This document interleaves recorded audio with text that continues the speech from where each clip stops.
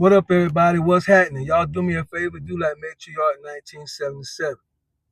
One of my faithful subscribers, she said when she come through the door, she hits the like button. No matter what I'm about to say, she go ahead and hit the like button. That's what I'm talking about.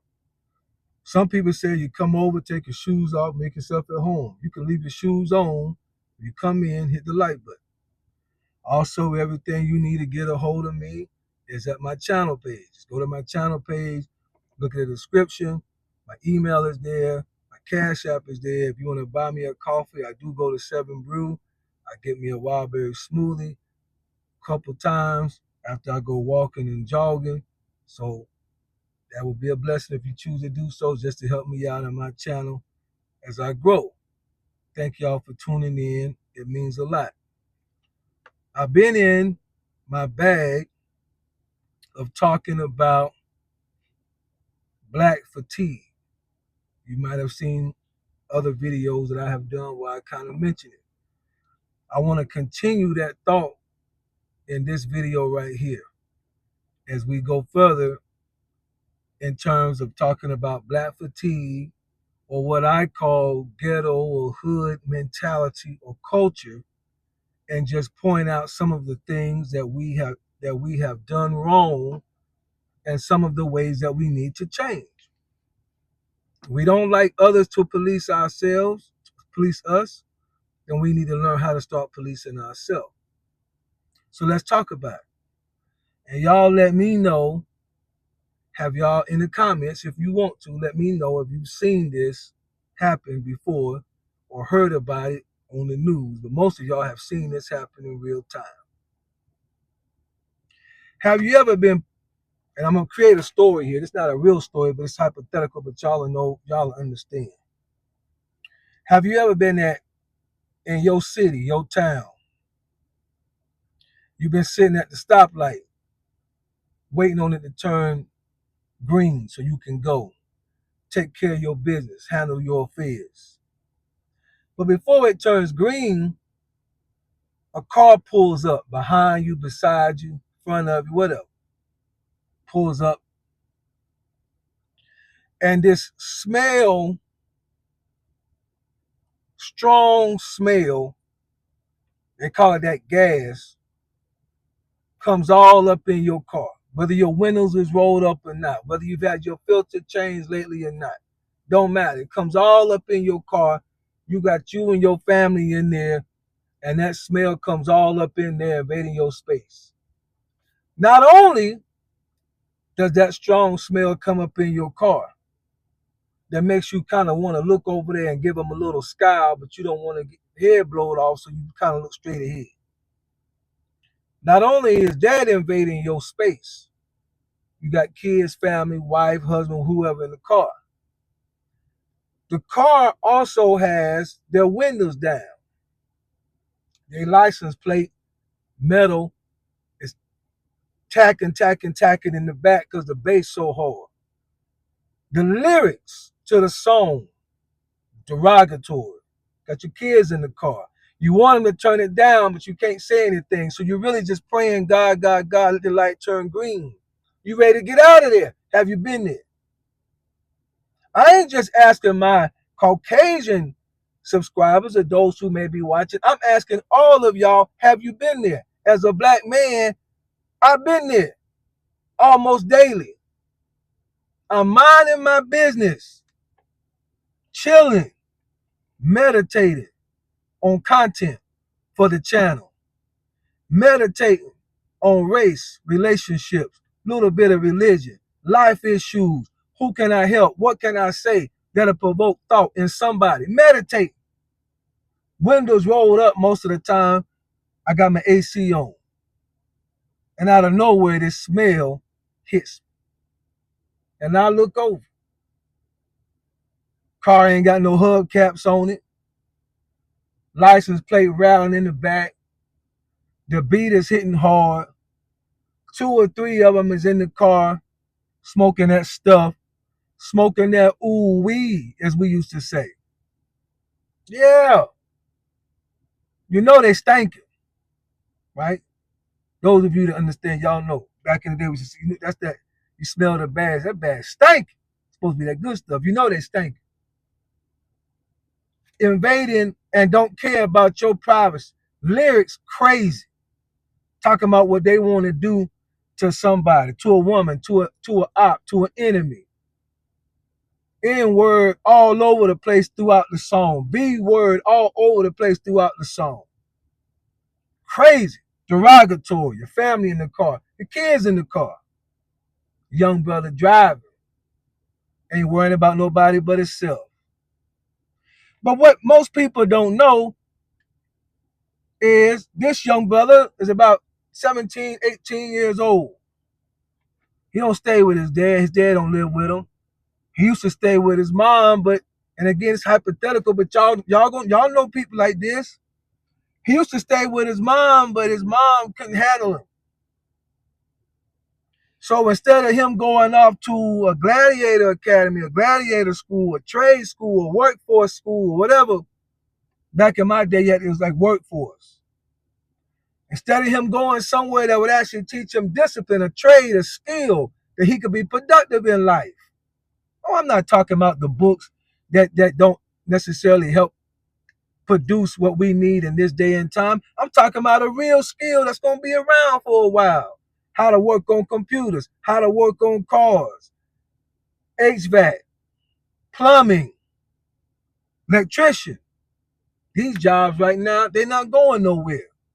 You just got to get the skill for it. Instead of her sending him there, where does he go? Grandma's house. 17, 18, 19 years old, not working a job at grandma's house, selling that stuff, trying to get locked in like he Frank Lucas, trying to be big time even though he's small time. Y'all seen him?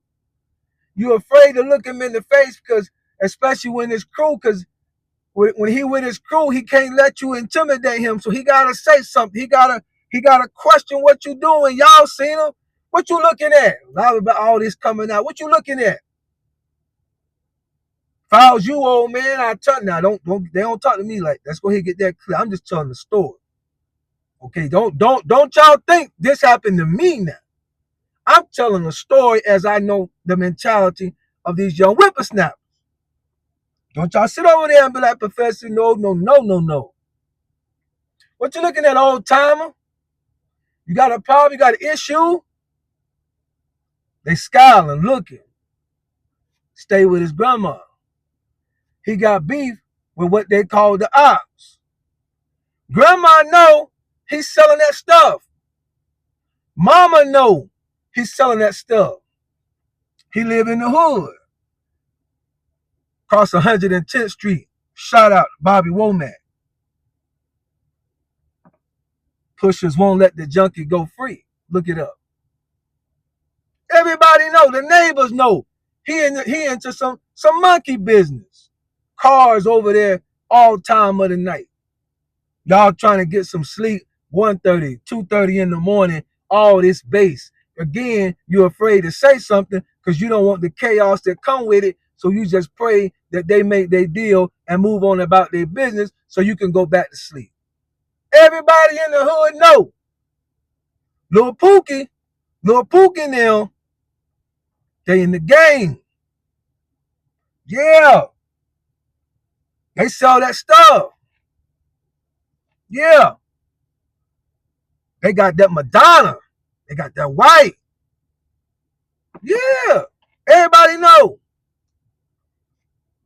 Y'all know he got beef with dude across the way. The word is already out. When we see each other, it's going down no matter where we at, no matter who else we got to take out with us. If I see you at the gas station at 7-Eleven, you're going to get it right there. The word is already out. You're not going to catch me lacking. So they going out the house with 2 or 3 of them heats on them because they can't be caught lacking because the ops is looking for them. Oh, it's all like it's a video game. It's like, remember the old school, y'all been around for a while. Remember Contra? Yeah, Contra had all that firepower. You try to get them special, the firepower and the laser. Y'all remember the rapid fire? Y'all remember they came up on Nintendo? That's how they leaving the house now. Like they strapped down, Delta Force. Commando. Can't let the ops get me. Grandma see it, mama know it. Daddy don't care. He ain't around. That's because mom's problem. Mom can't handle it. It becomes grandma's problem. The uncle try to give him advice, but the young whippersnappers won't listen. So the uncle just sit on the porch and drink and say, y'all young ninjas crazy, and laugh and giggle. Everybody know Pookie and them, they in that game. Then one day at the mall, trying to get some Jordans, not paying attention. He got his stuff on him. He strapped down now, like a soldier. You'd have thought he would have went to the Marine Corps. Simplify. Strapped down, not paying attention. The op slide up on him. Blast all across the mall to get him and two more. Lay him down. Now, everybody crying. Everybody boo-hooing. Let's go talk to his mother. What's his mom got to say? Y'all know the story, don't you? Come on, y'all talk to me. Y'all know the story. What's Pookie mama got to say about her son, about her baby? Tell us something. We're interested. Tell us something about your boy. I know you loved him. He was your baby. You had 3 boys. One of them's in prison. One of them now has passed on. You got one left, 8 years old. May God protect him. But tell us about Pookie. And when she opened her mouth, the craziness started. He was a good kid. Loved by everybody. Who could do such a thing to my son? Why would anybody want to hurt him? He never hurt nobody a day in his life. Of course, that's the way a mother would see her son. Regardless of what he was or what he was doing, she always see him as innocent. Put the microphone in front of the grandmother. Same thing. My poor grandbaby, gone. Hurts my heart. By nature, I should have went first. Somebody took him out. I can't believe it. He was so precious. I remember holding him. I named him. I was with my daughter when she gave birth to him because that no good man wasn't around. My little Pookie gone now. My little Pookie gone now. Then the 5-0 show up. The 5-0 now. Everybody know who did it.